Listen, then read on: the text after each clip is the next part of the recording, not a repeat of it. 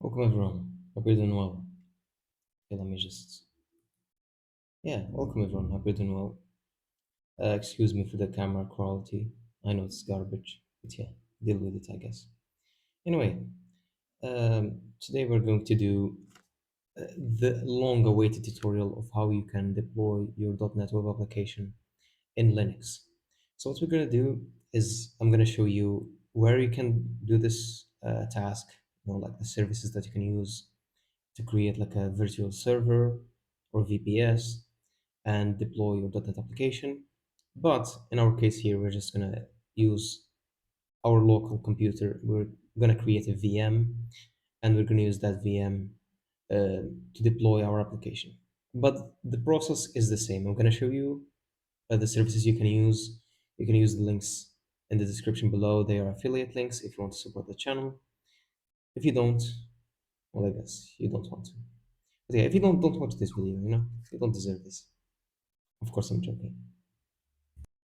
So yeah, before we get started, get your coffee ready.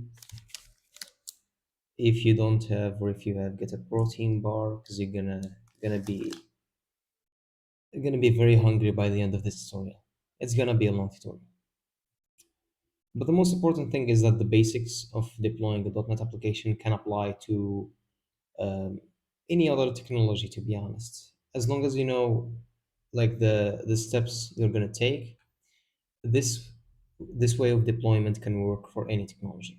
So yeah, let me explain to you the basics first of all of what we are going to do.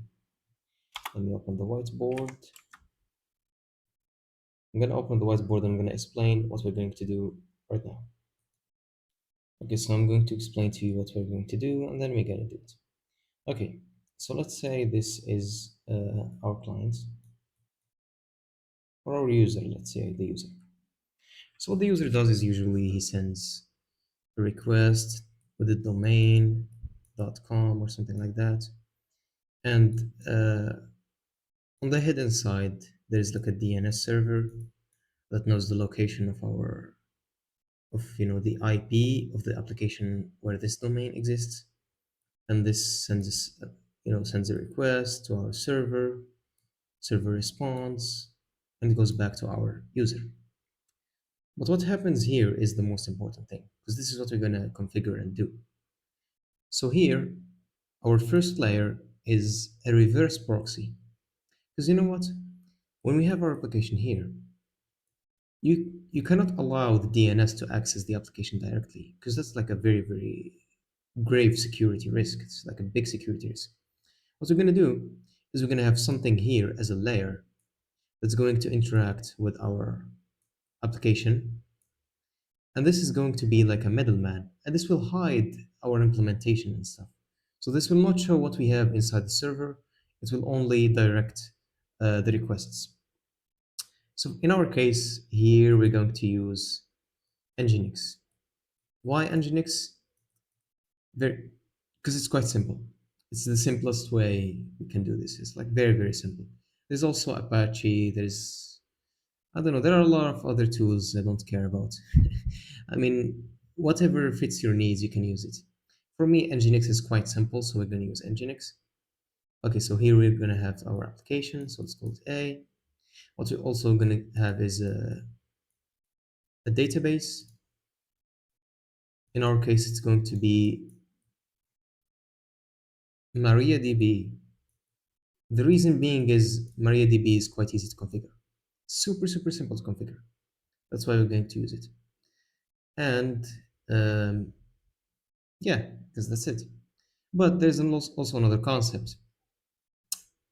This server, let's say it's a remote server. So we're going to connect to it using SSH. But when we have our terminal here, if we launch the application from the terminal, the application is going to be related to the terminal. So the instance of the application is going to be related to the terminal. And if we close this terminal, the application is going to be shut down. So what we need to do is we need to launch the application in the system.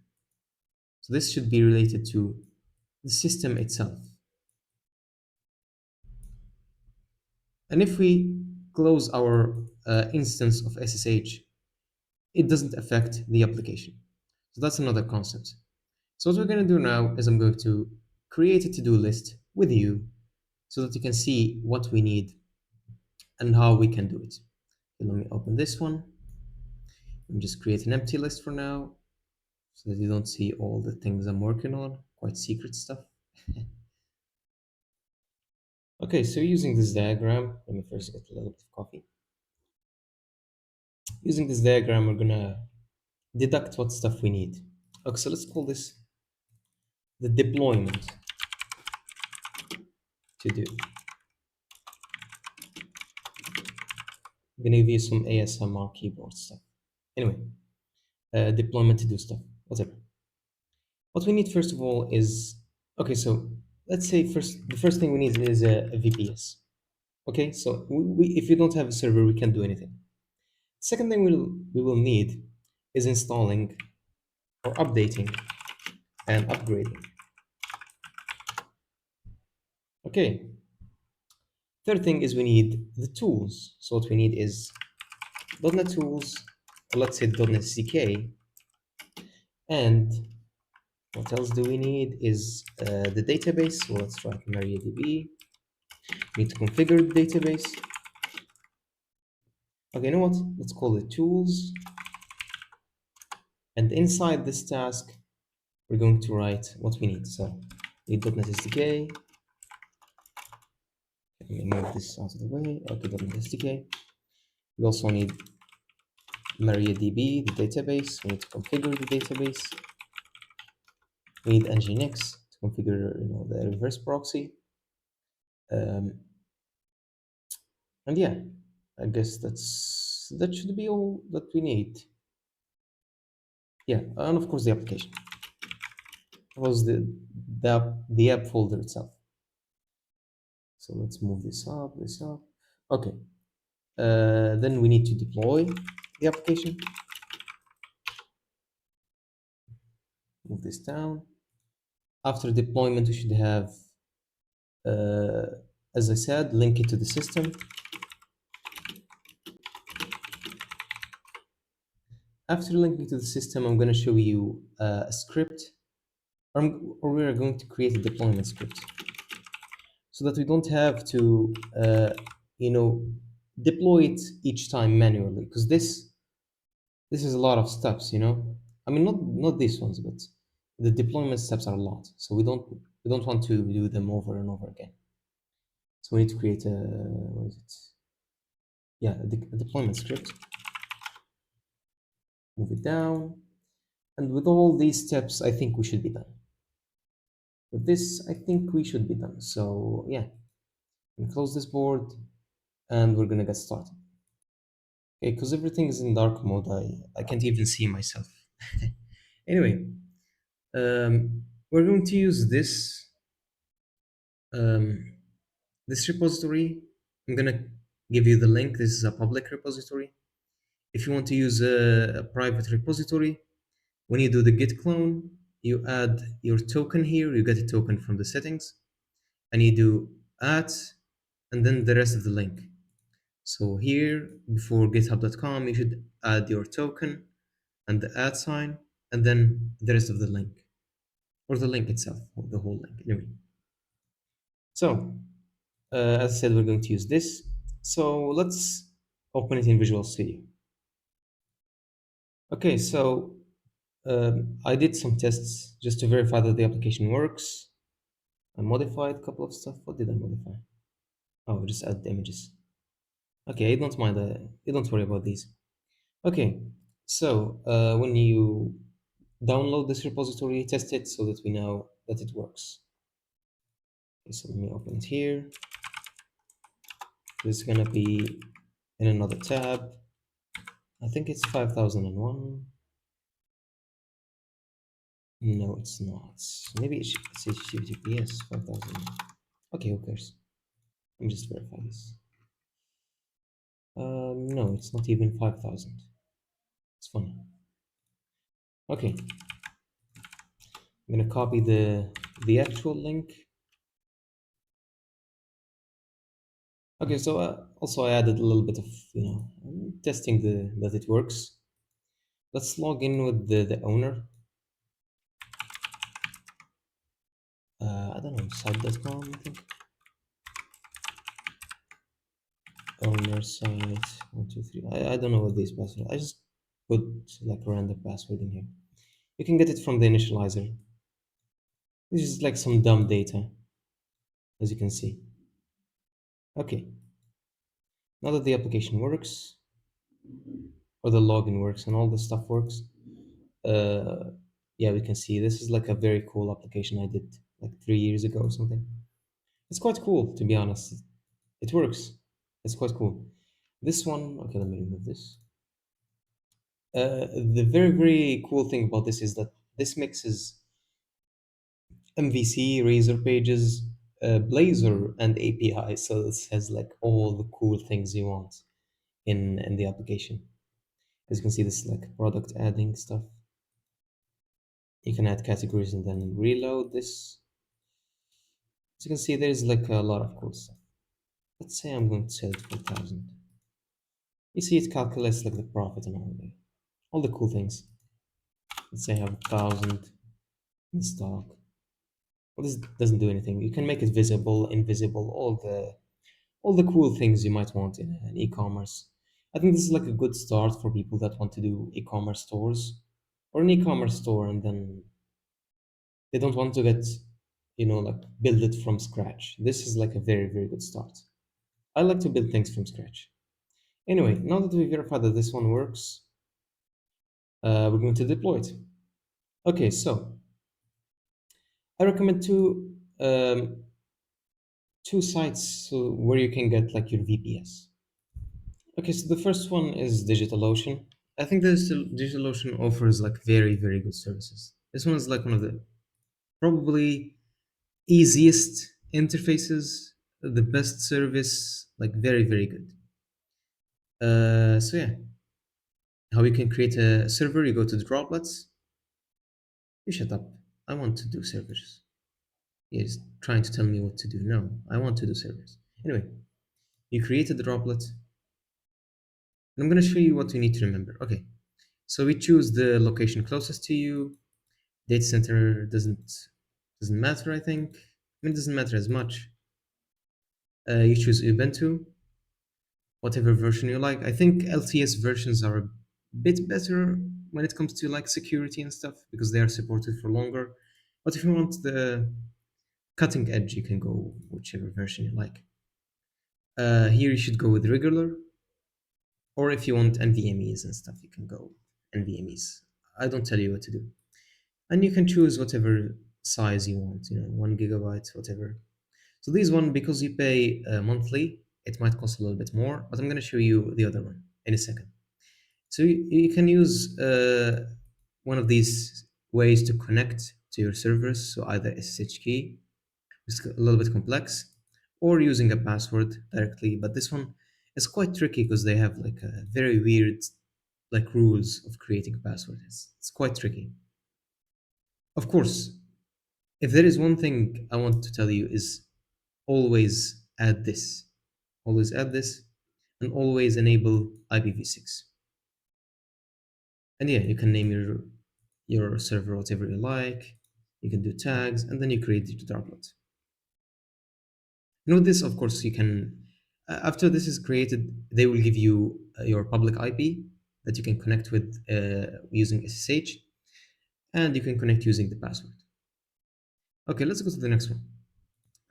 If you want a little bit of a more, how should I say, long-term option, I think Hostinger offers very, very, very good pricing. Like to be honest, you cannot find this kind of pricing anywhere. Just look at this.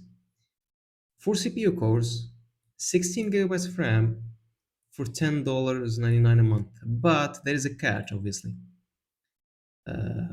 Okay, now that I deleted my credentials, I feel okay.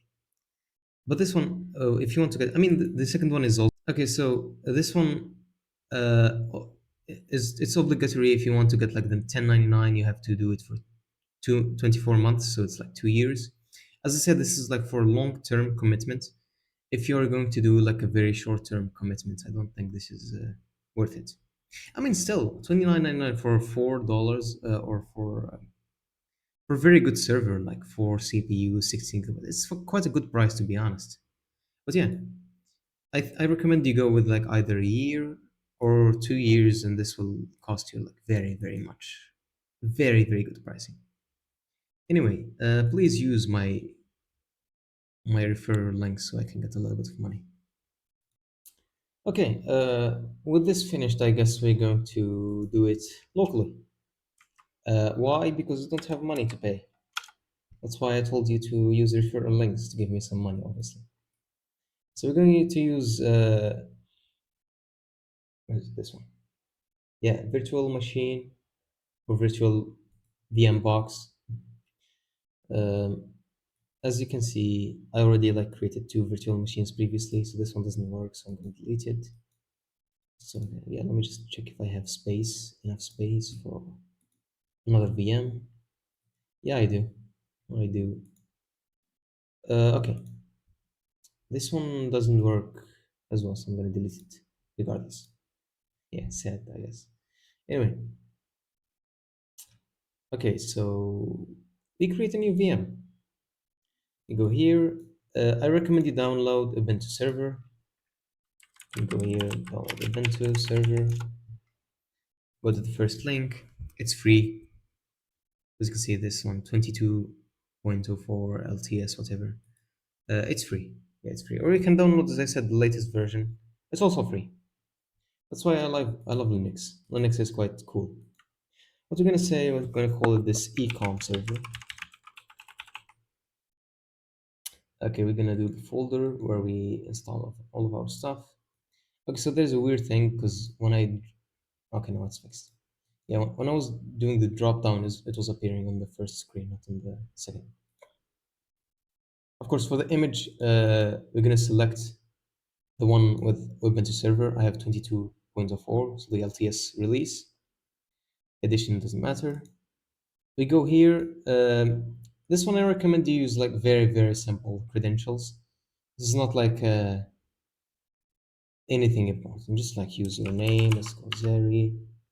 Password, just like write pass. Okay, let's call the server. Installing background, yeah, it doesn't matter.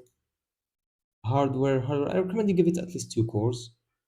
And because I don't have a lot of RAM, I'm just gonna give it 2 GB. Because, it doesn't. I mean, even if you go with 1 core, it doesn't matter. The application is quite light. So yeah, I'm gonna keep the link of the repository. I'm gonna put it here just so I can remember. Okay, hard disk, keep it at 25 GB. Let me just check and delete these two. They might be taking space in my hard drive or my NVMe because it's cool. Yeah, I guess that's it. Yeah, let's go finish and just. Okay, so even if you add all those details, you're gonna add them later because it doesn't do automatic installation. So yeah, we'll wait for the VM to power up. Okay, there we go. Meanwhile, I'm gonna just. Okay, one thing. We're not going to use this VM directly. I mean, we're not going to use like this thing directly. We're going to use it using an SSH application. So what I want to tell you is go to your to settings, VM box settings of this VM. Go to the network, and here use bridged adapter. Because if you don't use this one, you will try to connect to your server using the IP that it gives, but you cannot because it's on a whole other network, virtual network. Even it's not like actual network; it's just virtual. But yeah, regardless. Now we have to do the steps of installing Ubuntu here.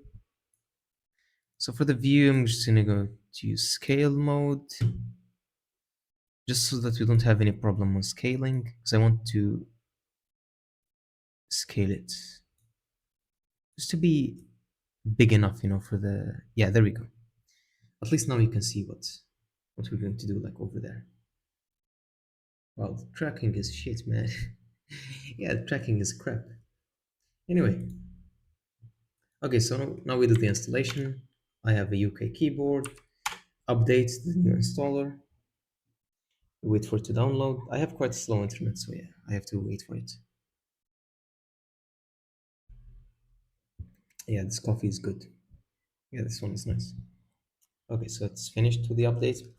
I'm gonna prepare my protein bar meanwhile. I mean, I know it's gonna take a while. I've done this like 70 million times. Okay.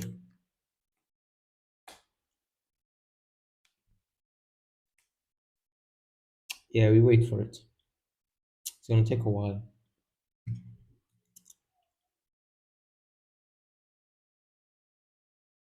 Okay, so uh, technically we did the VPS because this one is a virtual private server technically. So yeah, I'm gonna do it. Okay, English keyboard. For this one, don't do anything. Just continue. As you can see now, with you when using bridge adapter, it gives us a local uh, IP. So this one we can connect to. The other one we cannot. Proxy address, nothing. Mirror address, nothing. Continue. Yeah, just continue until the end. Okay, so here you see those details that we did. All of those are useless because you're going to do it again. So the server, pick a username, password, just gonna use pass. It's simple. I mean, it's quite simple. We don't want anything complex, especially when we are trying locally. Imagine like putting a 20 character password and then forgetting it, and then having to install locally to reinstall all the whole server locally. I mean, locally, nobody's gonna steal your data when it's local. I mean, who knows? Maybe they want to. Okay, so SSH server, we don't need this one. I don't think we need it yet. Okay, so for this one, we don't need any of these as well. Yeah, I'm just gonna do this. Of course, my phone fell. Anyway, this is like the one that's going to take the longest. So what we're gonna do is I'm gonna pause the video here and we're going to wait for it.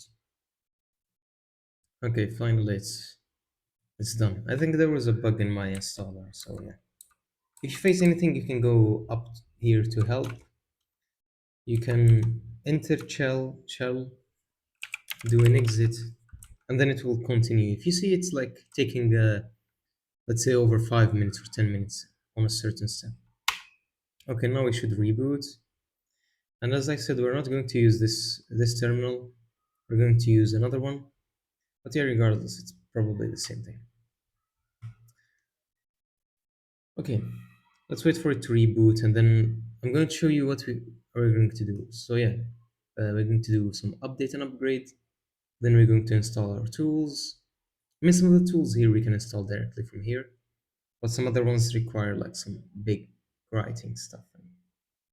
I mean, we'll see what we do.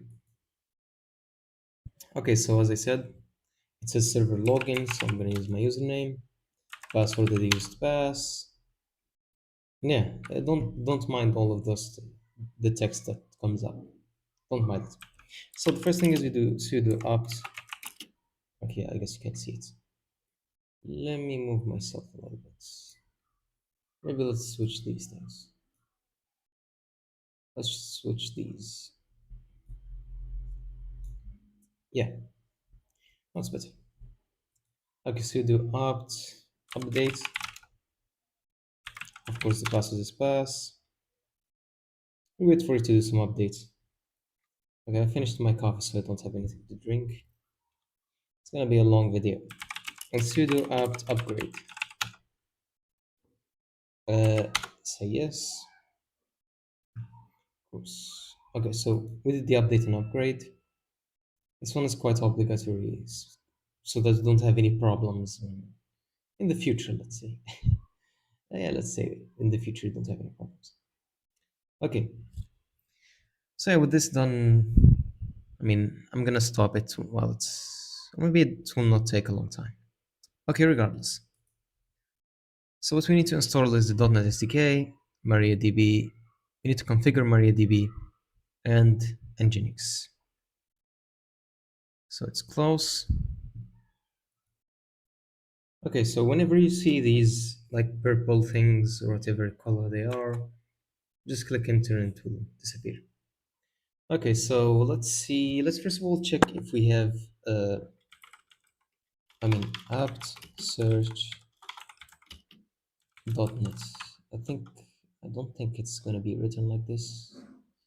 Okay, so they have the .NET SDK 7. They don't have 8. .NET 8. Okay, let me just verify which version of .NET this is. Okay, so we go to the CS project file. This is .NET 7, so yeah. So we don't have to do any weird stuff. Okay, so sudo apt install .NET SDK 7.0. Yes, this is gonna take a while. 400 megabytes, maybe 138. Yeah, I mean, it's gonna take a while. I'm gonna pause it for a second. Okay, installing is finished. Okay, so we have installed .NET SDK. Now sudo apt install, install MariaDB server, I think. Yeah, MariaDB server. It doesn't exist. Let me check what it is called. MariaDB server. Yeah, it's with the dash, not the underscore. Yep. Okay, so 18 megabytes of install and whatever that is on stuff. Okay, MariaDB done. I mean, we need to configure it, so it's not yet done. Okay, so it's going to be very quick install. So now we need to configure the database. So the command is sudo mysql secure installation, I think. Like sudo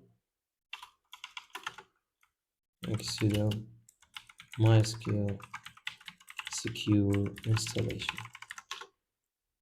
Okay, so it says enter the current password for root. Let's say none. Okay, so it says switch to unit, whatever, yes. Change, yes. I'm gonna use pass at word. Pass at word, because that's the one I'm using in the repository. Kind of lazy to change it, so yeah, just keep it like that. Remove anonymous users, yes. Disallow remote, yes, yes. Yes, of course. Say yes to everything. Let me check if it's actually admin, or maybe I've changed stuff here. Okay, so the internet is quite slow, as I said. Yeah, it's root, so yeah, we don't have to change anything. Nice. I thought we had to change stuff. No. Yeah, this sound is annoying. I don't know how to disable it. I'm gonna be back. I'm gonna disable it in a second. Okay, so Nginx, simple sudo apt install Nginx. Yes. Okay, so when you install Nginx, it should be you should be able. Let me just go here. If you go to 192.168.100, I think it was 26. The server was 27. I'm gonna show you how to get the address. So you go IP ADR. This is gonna show you the address here. So it's 27. So if you've installed Nginx correctly, if you go to 27, it should show Nginx. So you don't have to use any port numbers. That's the cool part. Okay, so we have Nginx. Now we need to clone our application, I guess. So because this doesn't allow to copy and paste, the reason being I don't know. I'm going to lower this one. I'm going to use a tool called Solar PUWTTY. I'm not even gonna spell that. This one. Okay, let me just move it a little. This one, Solar whatever that is. It's a weird word anyway. We use local server 192.168.127. The port is 22. Don't modify any of these. Okay, so I used Zaire as username. For the password, I used pass. No private key. So this one will be used when you use SSH instead of the password. So you use this one. Credentials name is gonna call it local pass. Use port. No, none of these things matter actually. I'm gonna create this. It will ask you for whatever this is. Say yes, and now we're connected to the server. So we go to our link here.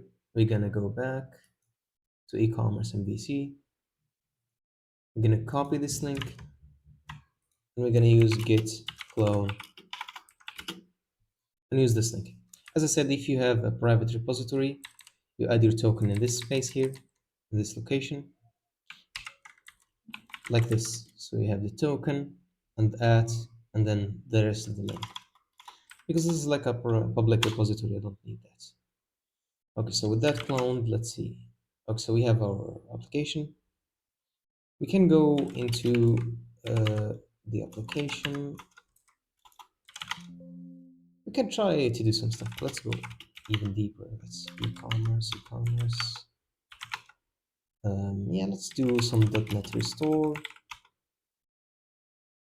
We wait for it because it's gonna take a while to download all the packages and stuff. Okay, so while the project is being restored and stuff, I'm gonna show you one thing. So we go to properties here. Okay, we don't have a deploy. Okay, so we need to add it. Let me show you how to do it. So we need a folder. We need to add like a folder publishing script. So let me just go. It's not this one. Open project resolution. Go source, repos, e-commerce MVC. We open this one. So we need to add like a publishing script so that we publish this as a folder. And you're gonna know why in a second. I mean, you can do it without a folder, but yeah, it's most recommended to use it, do it that way. I mean, I recommend you to do it that way, unless you're using Docker, so it doesn't matter. So what we're gonna do is we go to the project. First of all, let's delete these two files because they're kind of annoying me. Let's go this, delete. Yeah, I'm gonna delete this. So don't have any changes. We go here. We no, yeah, we publish. Where is publish? There we go. And we create a folder publishing profile. So we go folder, next. We just say publish. Okay, I had a phone call. Anyway, so publish, we do finish. This should give us like a good folder, but we still need to update some stuff here. So first of all, we have to do self-contained because we don't want any, I don't know, maybe we want some files. But let's do it the way I know it. It's not the way I know it, it's like the easiest way to do it. So we do self-contained. We go here, we select Linux x64, produce single file. Do not use this one because this will take like a lot of time when it's deploying and stuff. Delete this. Databases doesn't matter. This doesn't matter. So yeah, we do this one. Save. So this will, by default, this one is ignored from GitHub. So add it to GitHub. We add the publish file. So add file. So you should have it like ready when you want to follow this tutorial. Of course, I think I forgot to say, but I'm using MySQL here in the application. You can use whatever database you want. As you can see, I'm using MySQL. But I mean, as long as the connection string works, and you can install Docker here, and you can do whatever. Okay, let's stop this one. It's taking a long time. So as I said, you can install Docker, and you can launch any container with any database type you like. So yeah, so this one's going to take a while. Regardless, we've added this one. I think we should be finished with the application folder. So let's go back to the server while the SSH thing is like stopping the command. Okay, whatever. Okay, so we go into our folder and do git pull. This will pull any changes. As you can see, we added the publishing profile. So this will pull the publishing profile. Okay, so this one is stopped. We launch it again. So if you see your .NET restore taking a lot of time, just stop it and launch it again, and it will work. Okay, now we wait for a few minutes, I guess, for the restoring to happen. Okay, so the restoring happened in like 20 seconds, so I didn't have to pause. Anyway, I don't need this one. We can lower it. We can put this one in its place. Okay. No, this one is bad. Okay. Good to do. All right, so the tools we did. Now we have to deploy the application. So what we're gonna do is we're gonna. What I want you to do is you create a new note thing. So it appears here. Here we go. This one, you keep it here. Or maybe we replace this one. So whatever command we run, we have to copy it to the notes application.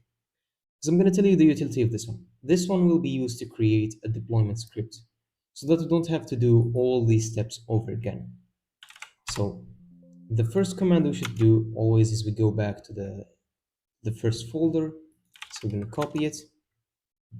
The second one is we go into the folder of the application and the actual application folder itself. So the first one is for the repository, the second one for the application. We copy this one, we put it here. We see if it works. I mean, obviously it works. So yeah, let me just verify. Yeah, we are in the application folder. So what we do is we do a git pull if we have any updates. Currently, we don't have any updates. As you can see, we're already up to date. The other thing is, so what we're going to do is we're going to create services file, which is going to allow our application to be related to the system and not related to this instance, for example, of the command line, or even this instance of the command line. So the next step, let me just check. I mean, we have to publish it. We have to publish the application. So the command is .NET publish C. In my case, I'm going to use development environment. You can use production environment, however, or whatever you like.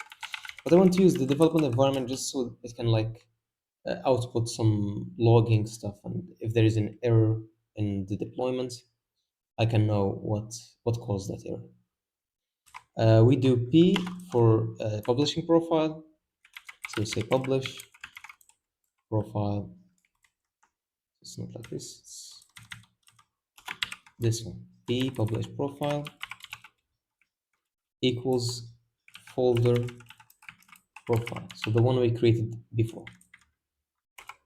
And and O for the output. We're gonna output it to the publish folder. Let's see. We wait for it to publish, and we copy this command now for now.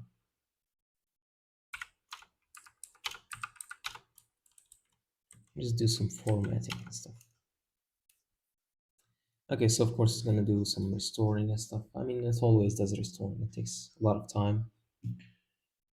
Yeah, I guess. Okay, so I'm gonna tell you what the next step is. So what we need to do is we go into the publish profile, and we need to copy the files from this publish profile to a folder that we are going to create for our deployed files. So how we do it is first we stop. Okay, so sudo systemctl stop.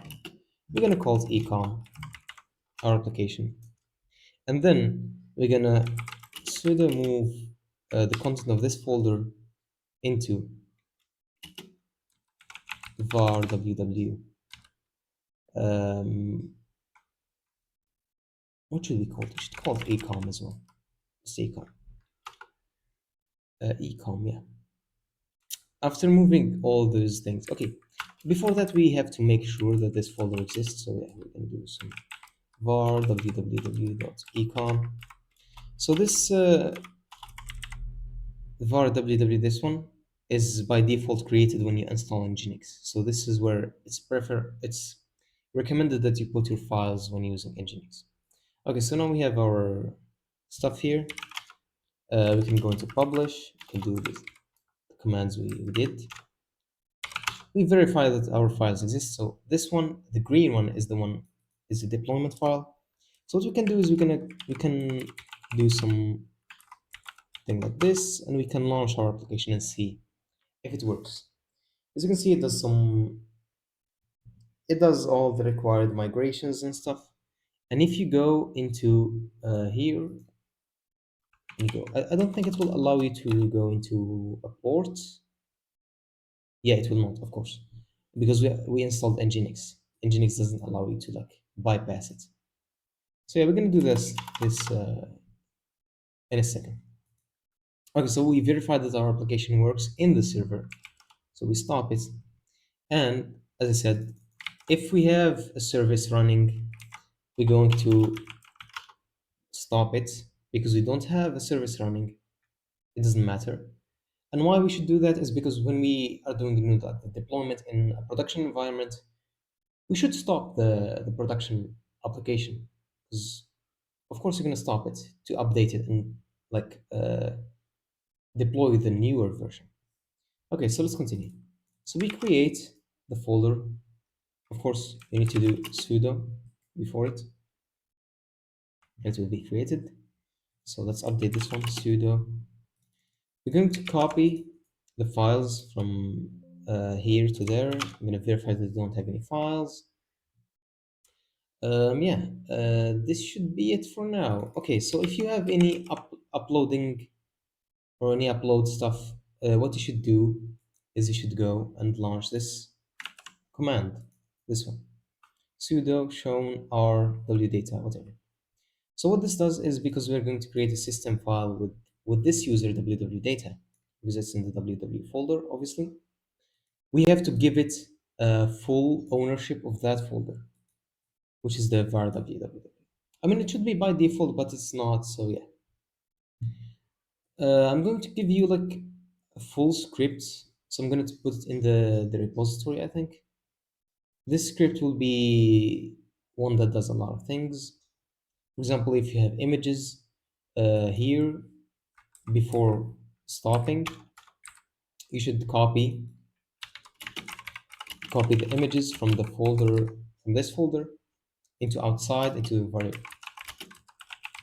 www, whatever. And then when you finish this one, you put them back. So if you have images, you should do this one. Because when we do continuous integration and continuous development, you will be deploying your application a couple of times. I mean, a couple of times per day sometimes.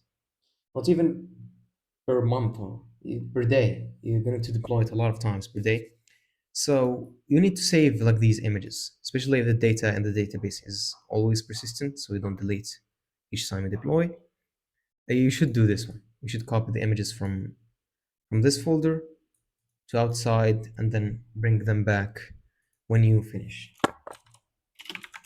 So here we bring them back. Okay. I think that should be clear. We continue. The next step is we sudo systemctl start Ecomm. So we stop the application here and we start it again, obviously. And then we're gonna do sudo systemctl status, or maybe is active Ecomm. So this does is gives us the status. So what we can do also is we can do like some echo Ecom App, yeah, whatever. Okay, let's go to cd var www ecom. Let's check if we have. Okay, so we have www root. So we're going to use this, as I said, this way of copying this outside. So what we do is sudo move var www ecom www root. We're gonna move it to var www, just this folder. We're gonna move it outside, and of course we have to remove. Oh, no, we have to stop this one before, and then we need to remove var www. Okay, you know what? Actually, I have like a better idea. So without removing this one, without deleting, without creating, I mean, we should create a new folder that doesn't exist. There is, I think, rsync. I think rsync should do the work. I think rsync is quite good. Yeah, I think rsync should do the work quite well, even better than moving. Yeah, I think we should do.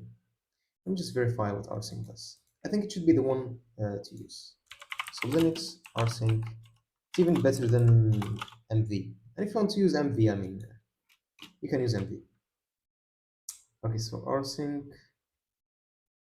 So you take the source, destination, archive compress, p partial.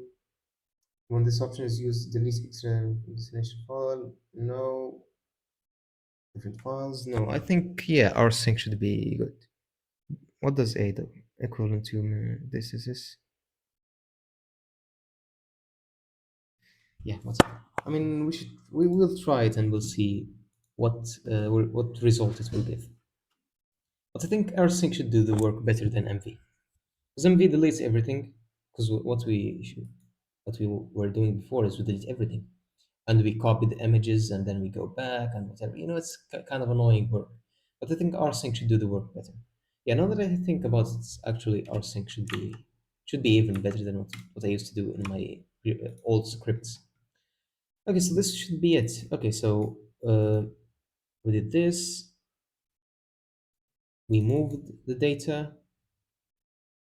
Okay, let's try it. Actually, let's try it. So let's go back. So let's go cd ecom ls. We launch the thing again. This one.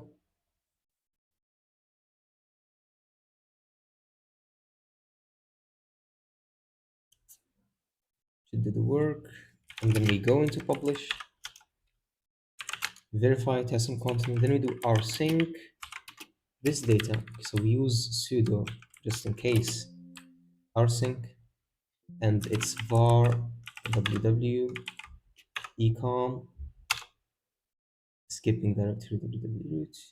Yeah, okay, so we should use I think /a is gonna go do it recursively. Yeah, so /a is gonna even do subfolders and stuff. Okay, so this one is better. rsync is better than move. Yeah, it's kind of cool. I mean, discovered some new things. I didn't expect to update my scripts, but yeah, who cares?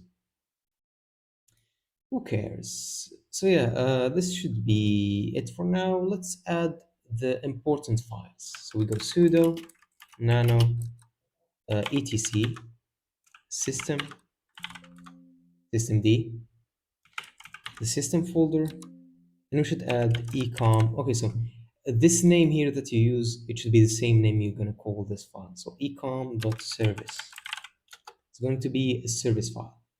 So the use of service files, as I said, is to keep the application running in the background of the server, just like every other tool in the server. For example, the system itself is a background task. So yeah, the first thing we're going to do is we're going to create a description for our application. So unit description. So e-commerce app. Second thing is we're going to give it, okay, so I'm going to copy all the script directly. I'm going to put it in the description with this file. I'm going to update it obviously accordingly. I'm gonna put it for you so you can use. This one is for a CRM that I created a while ago. So we can go Ecomm. Here we can update the description or the working directory. It's Ecomm. It should be Ecomm. Again, update this one, Ecomm. And let me just verify cd slash var www e-commerce. What's the name of this? Yeah, e-commerce MVC. So this should be the name of the executable at the end. So e-commerce MVC. I'm not sure if e-commerce is in. Yeah, C is okay. E-commerce MVC. So restart always. So what this does is if the application crashes, it should always restart it. And after how much? For example, here I use it for after 3 seconds. For example, we can do here 15. So I'm not sure why the numpad is not working. Whatever, we're gonna use this one. Okay, so KillSignal is whether you stop it or not. So identifiers called Ecomm, user www data. Here in environment, if you have any environment variables, you should put them here. For example, your connection strings and stuff, you should put them here because this is more secure. This is in the system itself. The URL, it's 5000. Unbind key. I don't know why it does this. Anyway, standard output journal. And yeah, this should be okay. No. Shit. I mean, none of these things actually work, but yeah, who cares? So we Control X, yes, and okay. Now that we have created the system file, what we do is we do systemctl daemon reload requires pass complete. And then what we do is we systemctl start equal pass, and then systemctl enable equal. Yeah, equal. Okay, so we should use sudo before so to give us these messages. Okay, let's go now to status, just to verify if it works. Status. Okay, so we have it, as you can see here, it's active, so it's running, obviously running. And yeah, now what we do is, what we have to configure is Nginx. Last thing is Nginx. Okay, so I'm not going to give you any of these scripts. Kind of tired to put them and just update them, all of these things. You can just copy them, pause the video and copy them. It's not much to write. But yeah, these are going to be reusable. You're going to reuse these a lot. So yeah, copy them from the video. Okay, last step. Let's just go back to task. So we deploy the application. We linked it to system using the system file. And this sound is annoying. What we need now is creating the deployment script. And obviously, I forgot, we need Nginx config. We need to configure Nginx, obviously. So, yeah, let's create the deployment script. It's the easiest thing now. So what we do is we go cd, and we go nano dot deploy dot ch. So in this file, what we do is we copy the content we have created here. So we copy this one, copy, we paste it here. Okay, so we didn't copy one. It's kind of annoying. I don't know why it's doing this. Okay, now we did. Now it's copied. Well, okay, so we need to remove all of these green things because these will cause BS. We need to remove this line, and we save this one. Yes and yes. So what we do is we test it, of course, bash deploy sh, and we see if it does what it's supposed to do. So yeah, it creates, it deploys. Okay, so it's active. We verify again with status And as you can see, it just started working 4 seconds ago. So yeah, our deployment script works. So if you want to take this to the next level, what you should do is, I don't think I have any visible. So you should create an action script in your own repository here, action script. So what the script does is you go here, I don't know. Okay, so because it's not my repository, I can't do anything. Yeah, I'm using another account. So you create an action script that connects using SSH to the server, and it launches this script using bash, as we did just bash.deploy. And this will give you some very, very, very basic CI/CD to work with. Yeah, I guess this is it for now. No, not yet. I guess it's not working. Of course, we haven't tried it. So what we should update now is go nano etc nginx. I hope you can see this. Sites available.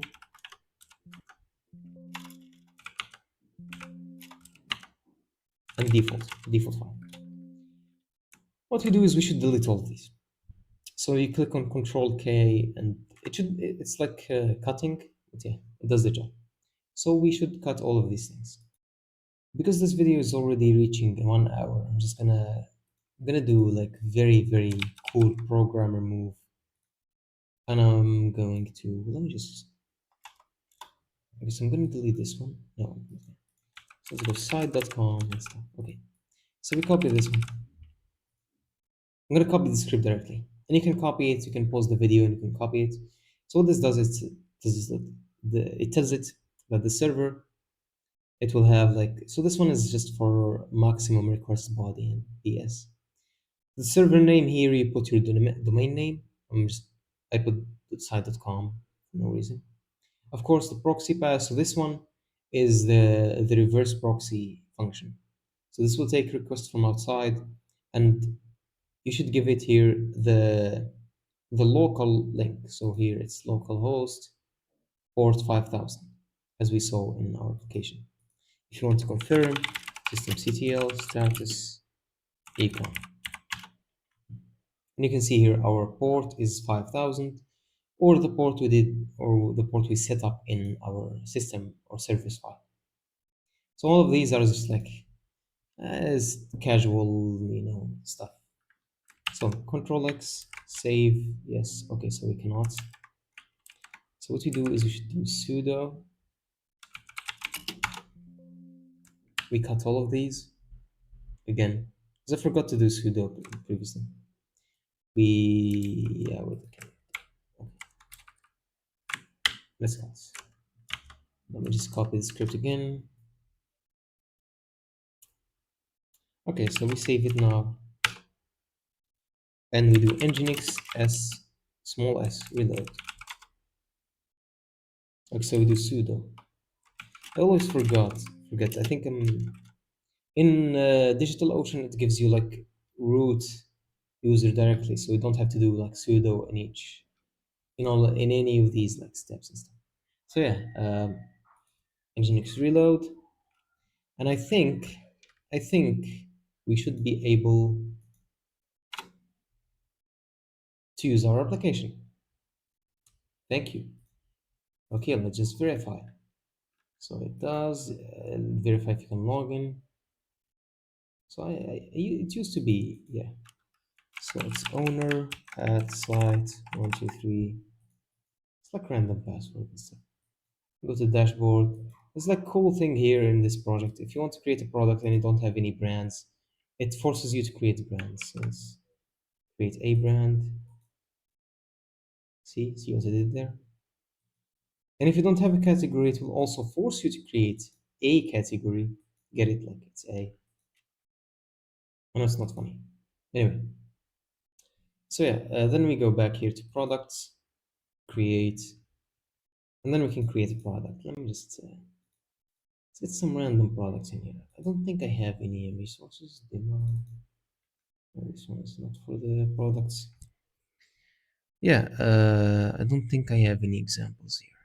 So what we're gonna do is we're gonna create a product of this one. It's not cool, but who cares? So when we will make this the primary picture, we say we have 6 people. It's like cool and stuff. Okay, so we have 1,000. It will say that we're losing. As you can see, the code is not really that perfect, so you can take it and update it as you want. Let's say people, people short description. And you can do like some long descriptions here as well.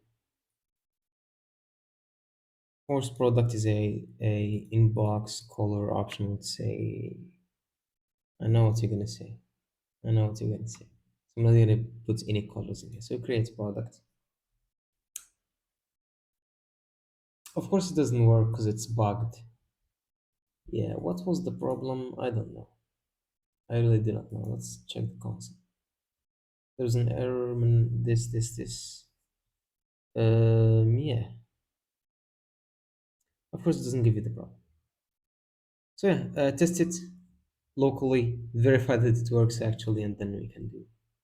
And then we can like make sure this one works. Okay, so you can't create a product. Anyway, I mean the important thing is the tutorial itself. So yeah, I hope you found this useful. I know I've been saying I'm gonna make this for like 2 years now, but yeah, I finally did it. Yeah, hopefully you find it useful. Thank you for watching.